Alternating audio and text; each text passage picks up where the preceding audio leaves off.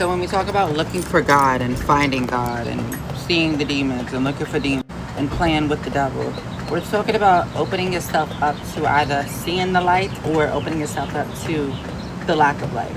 Now, darkness is not a matter of being devilish yourself, right? But you may be tied into the system of greed and lust and gluttony that you don't see. The darkness is what holds you, right? You don't see that your lack of ability to see the light has allowed the darkness inside. But your darkness is your lack of ability to see. So to know the Bible is to read the Bible. To see the Bible is to understand the Word of God. To hear the Bible is to be led by the Word of God, right? So if you're picking up what I'm putting down, you're picking up what I'm putting down. If you're not, you're not. Like I said, I'm not here to be crucified like Jesus. I'm not here to be called crazy just to be murdered. I don't give a fuck about being called crazy because I see and I know, right? Y'all don't see, so y'all will never know. It's not my intentions to wake people up who want to stay asleep. I hate waking people up who are asleep, right? I hate waking people up out they sleep. I really do. But sometimes the world needs a change, right? The world needs an adjustment. So my voice may wake you up by association, but I'm not going to force myself to wake you up, nor am I going to force you to wake up.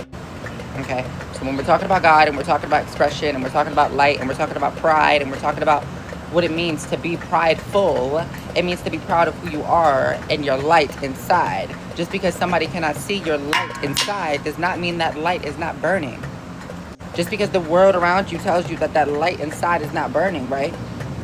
Does not mean that light inside is not burning. So like I said, to know the Bible is to read, see, and understand the Bible. To be led by the Word of God in the Bible is to be hearing and not seeing.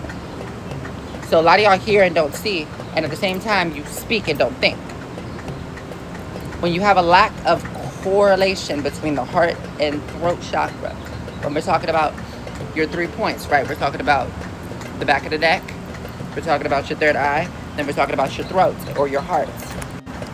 So the same reason we have nicotine and vapes, and it's the same reason back in the ancient cultures they used to have inhalations. The same reason we use sage. It's the same reason we use incense in the church. Because when you smell, right? When you smell, it strikes a sense of nostalgia.